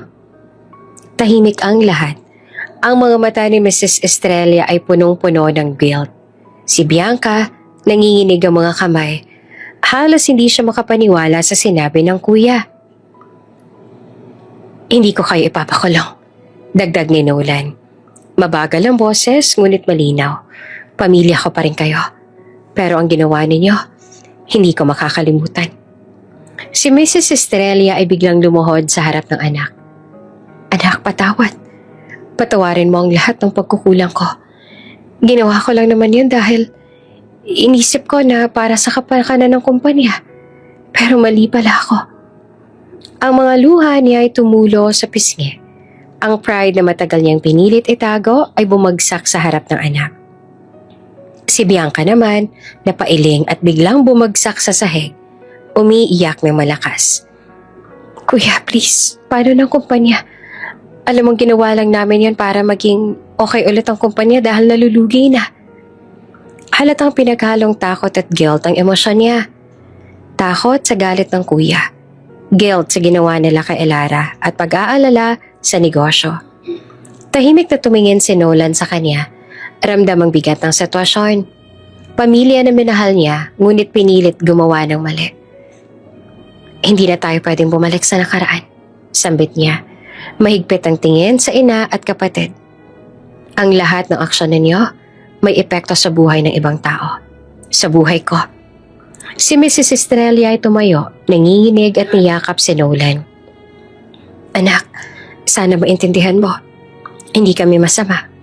Pero mali ang paraan namin. Si Nolan huminga ng malalim. Hindi niya na hinayaan pang magpatuloy ang emosyon.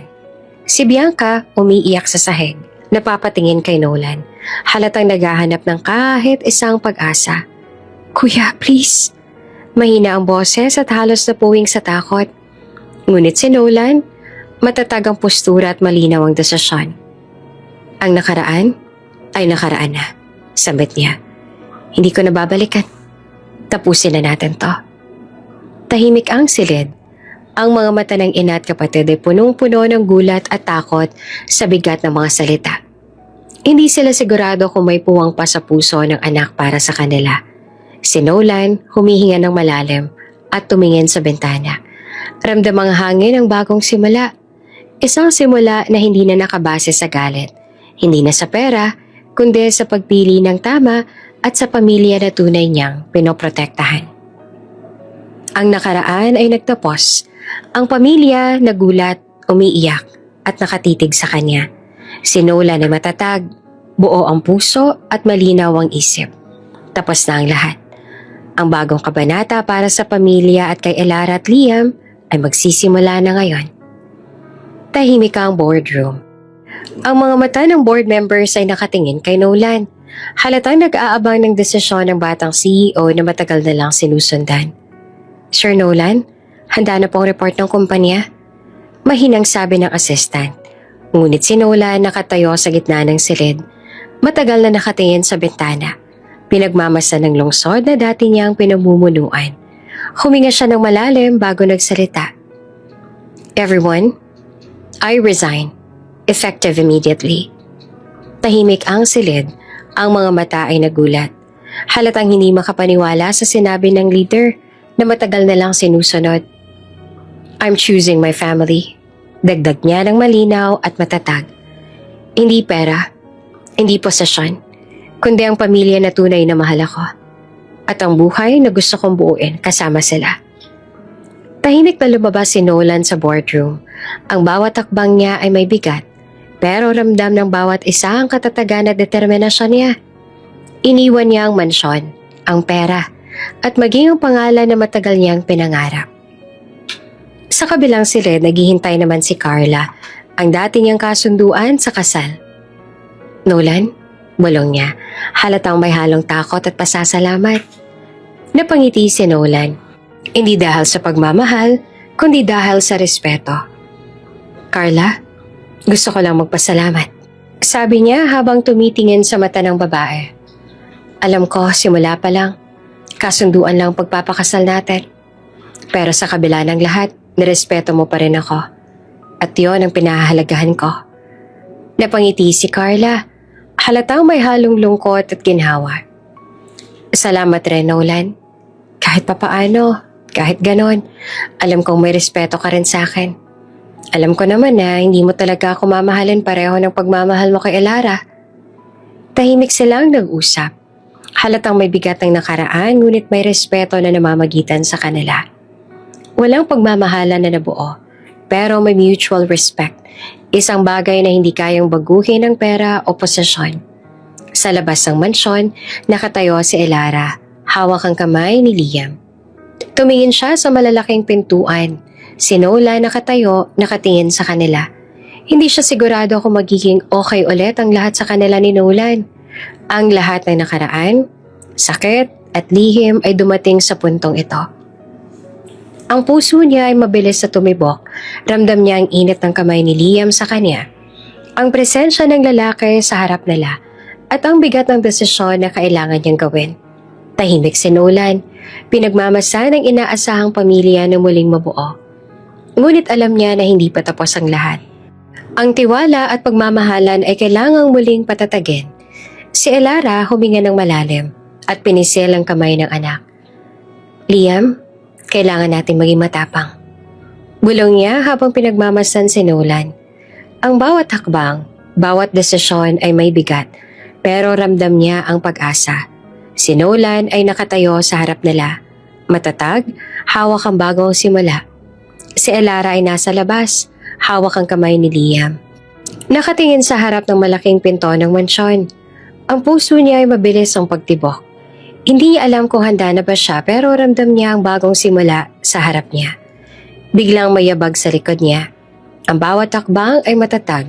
Simple, walang kasamang yaman, walang bodyguards, walang anumang luho na dati ay palaging kasama. Lumapit si Nolan, nakasuot ng simpleng damit. Ang mukha ay seryosong ngunit may liwanag sa mata. Wala na akong kayamanan, pero kaya kong buuin kayo araw-araw. Malumanay niyang sabi. Tahimik naman si Elara. Hindi agad makapaniwala sa narinig. Ang puso niya ay tumigil sa ilang saglit. Ramdam ang bigat ng bawat salita. Napaiyak sa Elara, ngunit mabilis din niyang pinilit kontrolin ang sarili. Sigurado ka? Tanong niya na nanginginig ang boses. May halong takot at pag-asa. Tumango si Nolan. Halatang matatag. Oo, sagot niya ng malinaw at matatag. Kayo ang tahanan ko. Si Liam tumingin sa ama. Halatang ramdam niya ang init ng presensya nito. Dahan-dahan niyang niyakap si Nolan ng anak. At sa parehong sandali, niyakap din niya si Elara. Tahimik ang paligid. Ang mga tunog ng lungsod ay tila napalitan ng katahimikan at init ng pamilya. Si Elara huminga ng malalim. Ramdam ang bigat ng nakaraan na unti-unting napapawi. Handa na ako. Bulong niya at halatang may halong takot at pag-asa. Handa na kaming tatlong buuin muli ang buhay natin. Si Nolan tumingin sa kanila at ngumiti ng taimtim. Hindi na tayo aalis sa isa't isa. Simula ngayon, bawat araw ay para sa atin. Bulong niya. Ramdam ang determinasyon at pagmamahal. Si Elara niyakap ang ama at anak. At sa loob ng sandali, lahat ng pangungulila, takot at sakit ay naglaho. Ang silahis ng araw ay bumalot sa kanila.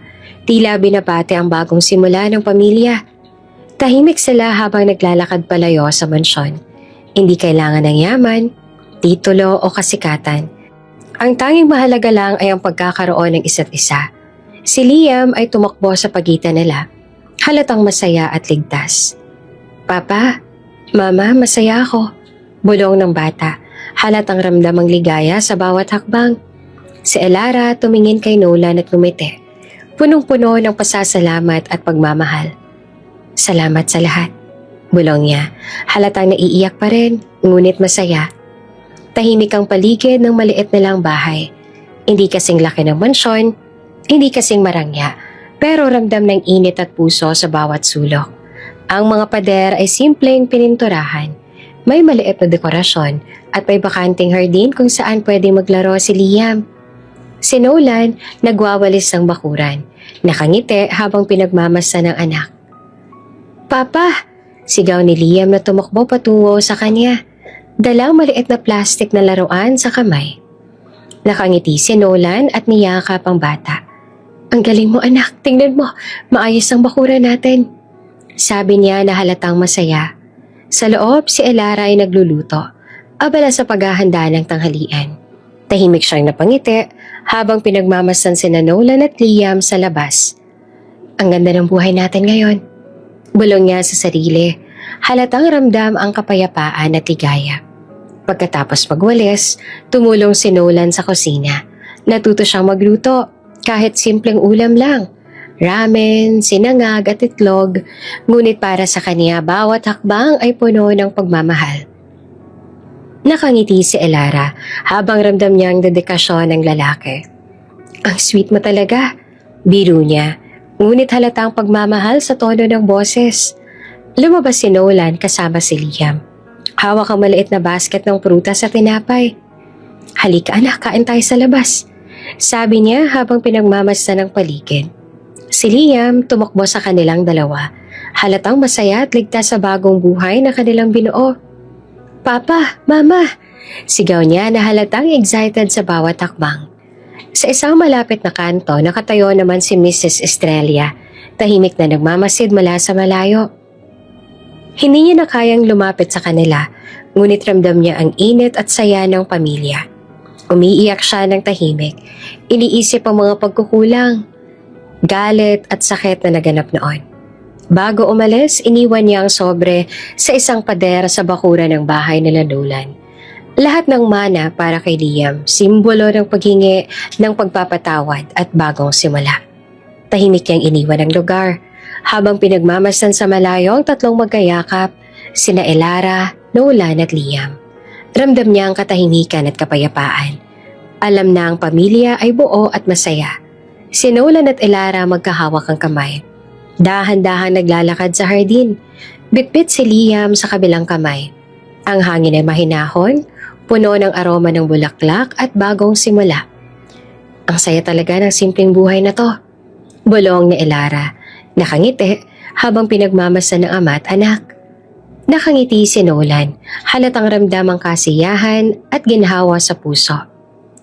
Alam mo Elara, hindi lahat ng yaman at titulo ang kayang bumuo ng pamilya.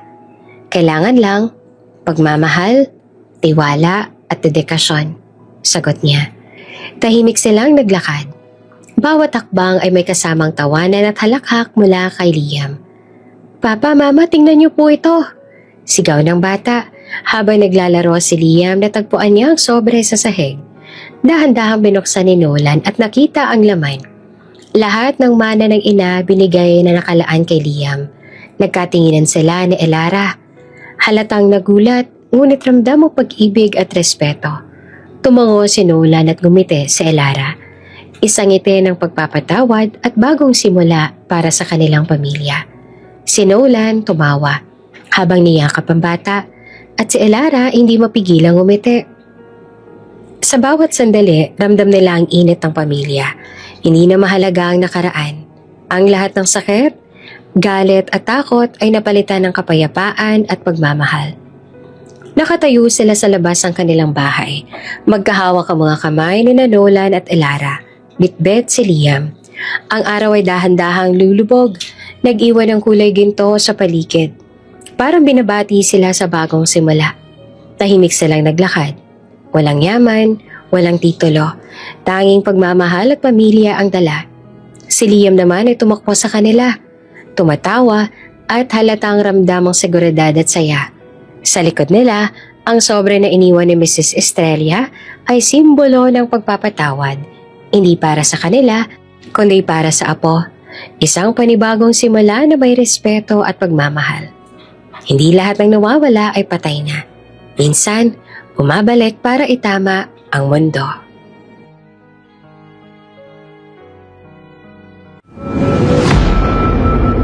Bago ka pa lang sa channel na ito, Ate Jane TV, huwag kalimutang pindutin ang notification bell and subscribe button. Sana po hindi naman malaking abala sa inyo ang pagpindot ng subscribe button dahil ang kapalit po nito ay ang pagsuporta para makapag-produce ng mga libreng stories sa mga channels ni Ate Jane. Maraming salamat!